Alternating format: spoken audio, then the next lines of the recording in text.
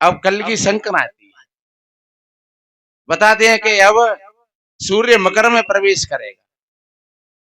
सूर्य का अर्थ ज्ञान है और मकर का अर्थ माया है। और जब माया में जब ज्ञान प्रवेश करता है तो फिर वो माया ही फिर भक्ति बन जाती है। भाई बहन, गुरु जी का एक जयकारा और लगाएंगे।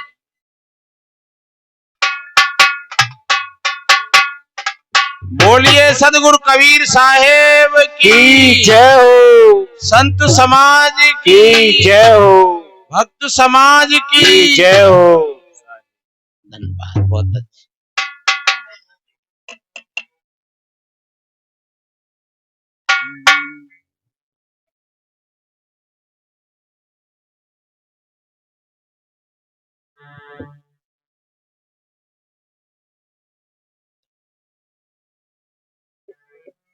तिष्ठते ज्ञान रूपेण नर रूपम कबीर भव। वासना जाल सर्वत्रम कृपा दृष्टि विनश्यते। तम कबीरम गुरुं वंदे ज्ञानिनायधिकं भवे। जड़यध्यासु महाबंधम बोध ज्ञान विमुच्यते।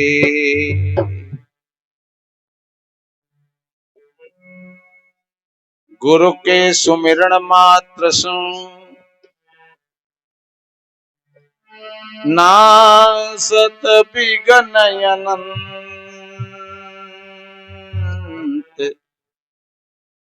याते सर्वारंभ में ध्यावत हैं सब संत।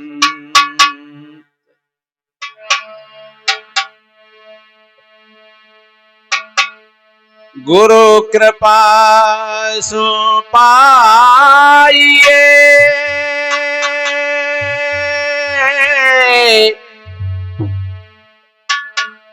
बुद्धि विमल विवेक।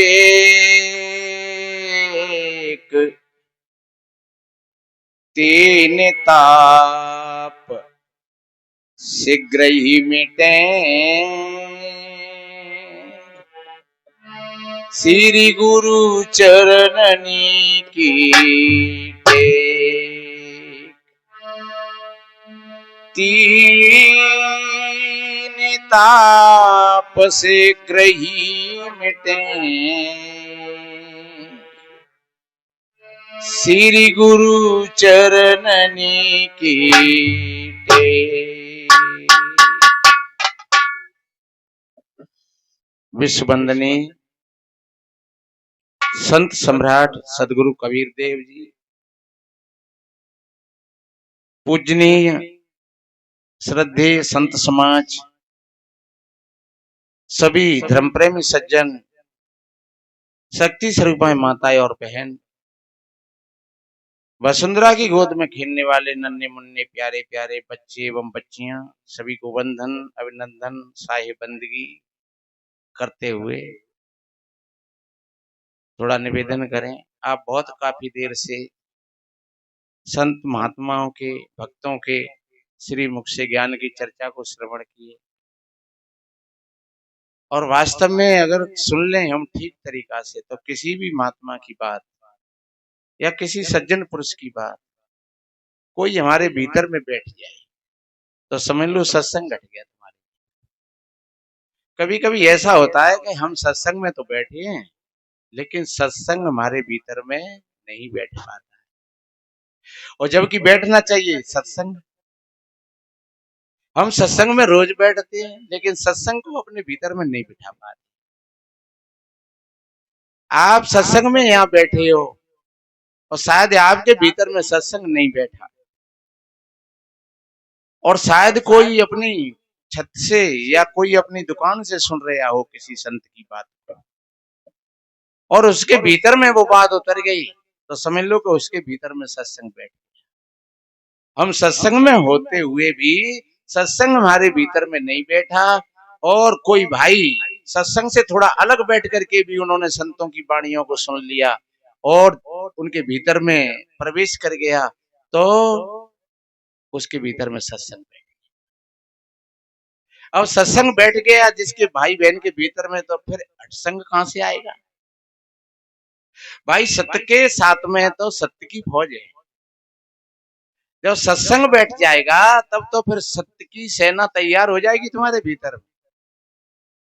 और अगर सत्संग नहीं बैठा है तो फिर तुम्हारे भीतर में झूठ बैठा हुआ है, तो झूठ बैठा हुआ है तो फिर वो झूठी सेना भी तुम्हारे साथ में, तो झूठी सेना तुमको संसार में ले जाएगी, दुखों में ले जाएगी, आपके आसपास नरक तैयार हो जाएगा। और अगर सच्चे अर्थों में आप सत्संग में बैठ गए तो सत्य की सेना तुमको और स्वर्ग की तरफ ले जाएगी। स्वर्ग कहीं ऊपर और नीचे नहीं है, नरक भी कहीं ऊपर और नीचे नहीं है। जब आपका चित्त निर्मल है, पवित्र है, तो समझ लो आप स्वर्ग का निर्माण कर रहे हो। जब आपका चित्त गंदा है, आपका चित्त खराब है, तो समझ लो आप नरक का निर्माण कर रहे हो। आपका जब चित्त खराब होता है तो आपके भीतर में चिंता, भय, क्रोध, लोभ, मोह, लालच, ये सारी की सारी चीजें आपको ऐसे ही घेरे रहती हैं जैसे आज से 2 दिन पहले सूर्य नारायण को ये कोहरा घेर करके खड़ा हुआ।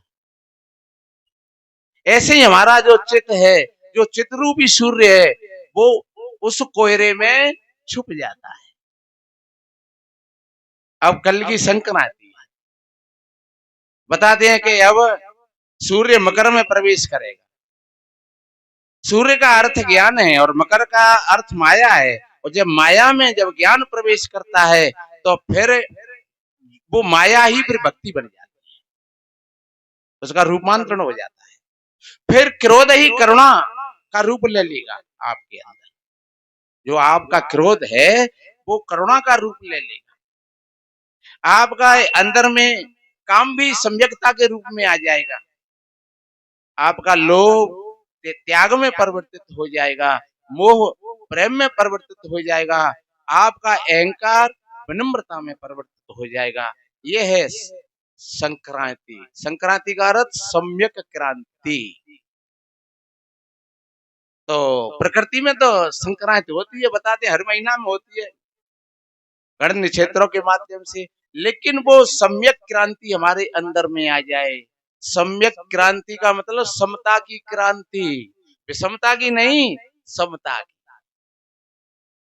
काहे नहीं, जहां सुमतिता संपत्ति, आपके घर परिवार में आप दौरानी जेठानियों में समता है, प्यार है, सास और बहू में प्रेम है, दौरानी जेठानियों में प्यार है, पति और पत्नी में प्यार है, तो समझ लो आपके अंदर में समता है, सम्यक क्रांति है, एक परिवर्तन है।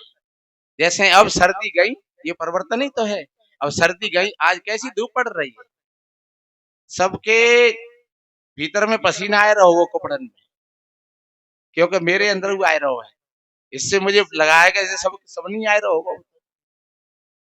तो अब जैसे सर्दी गई और अब बसंत ऋतु आ रही, तुम्हारे जीवन में भी बसंत आ जाए।